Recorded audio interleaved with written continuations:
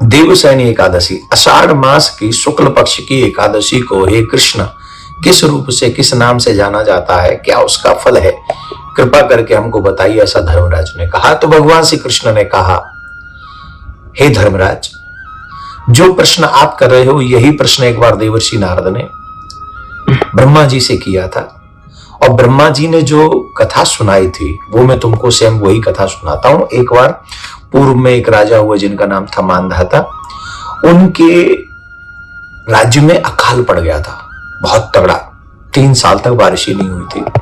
तो अकाल पड़ गया, जब अकाल पड़ गया तो उन्होंने जाके, एक ऋषि थे अंगिरा, ब्रह्मा जी के पुत्र हैं, उनसे पूछा कि मेरे राज्य में क्या हुआ। तो उन्होंने कहा कि देखो ये सतयुग है, यहाँ छोटे से पाप को भी बहुत बड़े रूप से दंड मिलता है, ये सतयुग है ना। कलयुग में, ध्यान से सुना, ये भी बात मोस्ट इंपॉर्टेंट है, सतयुग में छोटा पाप करोगे तो उसका दंड भी बड़ा मिलेगा, और कलयुग में बड़े से बड़े पाप को भी परमात्मा इसलिए क्षमा कर देते हैं कि कलयुग का प्राणी है, छोटा सा दंड देते हैं। तो इसका मतलब है बड़ा सत्कर्म, अगर छोटा छोटा सत्कर्म भी करेंगे, एकादशी का व्रत करेंगे तो सहज में हमारा कल्याण हो सकता है। अब इसका मतलब नहीं पाप खूब करो, पाप करोगे तो छोटा भी दंड मिलेगा। तो कलयुग में वो लोग बड़ा दंड सहने योग्य थे, सतयुग में हम लोग छोटा, वो कोरोना भी नहीं सह पाते, समझ रहे हैं ना। तो इसलिए पाप से निवृत्ति, दूरियां बना के रखें और अच्छाई को ज्यादा से ज्यादा करें, जिससे कलयुग में छोटा नाम आधार, छोटा सा नाम जपो और कल्याण हो जाएगा। इतना बड़ा फल लाभ है कलयुग में। तो इसलिए बोले तुम्हारे राज्य में कोई ना कोई कार्य तो ऐसा हो रहा है जो नहीं होना चाहिए। तो उन्होंने बताया कि कुछ ऐसा हो रहा है। तो बोले महाराज मैं क्या करूं उस प्रजा को दुख से बचाने के लिए, चारों तरफ त्राहिमाम मचा हुआ है, अकाल के कारण लोगों को कष्ट सहन करना पड़ रहा है। तो उन्होंने कहा कि देखो, आषाढ़ मास की शुक्ल पक्ष की जो एकादशी है ना, जिसे देवसैनी एकादशी कहते हैं, तुम उसका व्रत करो। तुम उसका व्रत करोगे तो निश्चित तौर पर उसका फल मिलेगा तुम्हें। तो राजा ने ऋषि के कहने से व्रत किया एकादशी का, देवसैनी एकादशी का व्रत किया। तो व्रत पूर्ण होते ही ऐसी कृपा हुई भगवान की, उन्होंने बड़े विधि विधान से किया, भगवान का अभिषेक किया आदि आदि, और फिर रात्रि में जागरण किया, और जागरण करके भगवान को मनाकर भगवान की ऐसी कृपा ही मूसलाधार बारिश हुई। और राजा ने जिस उद्देश्य से कार्य किया था, तो वो कार्य क्या था, उद्देश्य क्या था?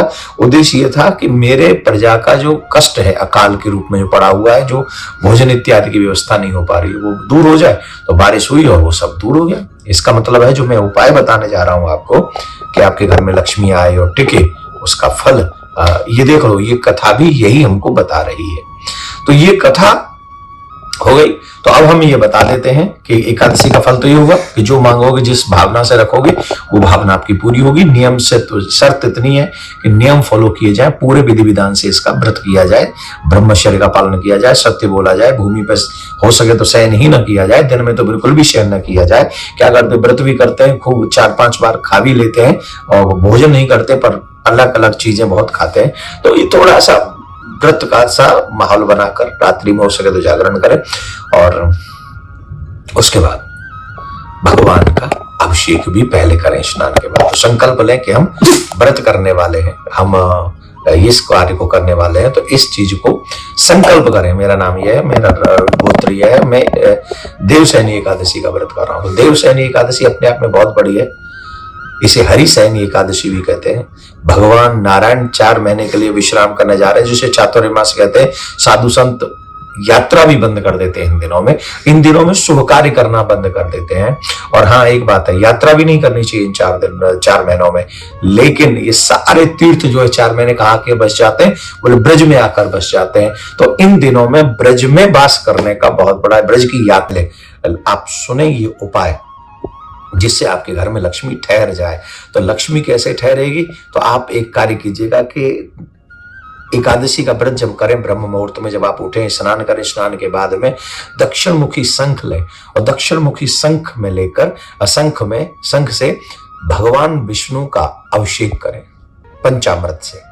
पंचामृत से अभिषेक करें, और जब आप पंचामृत से भगवान विष्णु का, लक्ष्मी माँ का अभिषेक करेंगे, तो इससे माँ लक्ष्मी बहुत शीघ्र प्रसन्न होंगी और माँ लक्ष्मी आपके घर में निवास करने का निश्चय करेंगे।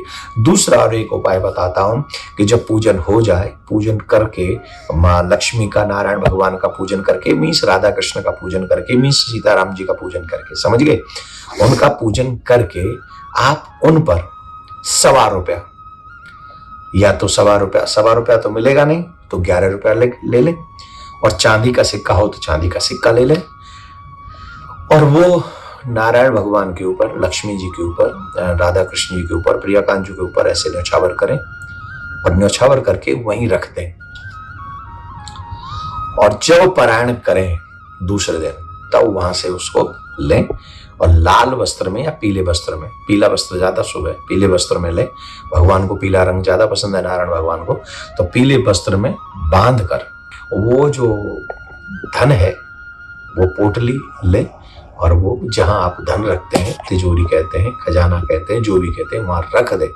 इसके बाद धीरे धीरे ये व्रत करेंगे, व्रत का ये फल इसमें आएगा, और ये फल आएगा तो क्या होगा, आपके घर में सुख समृद्धि अवश्य वास करेगी।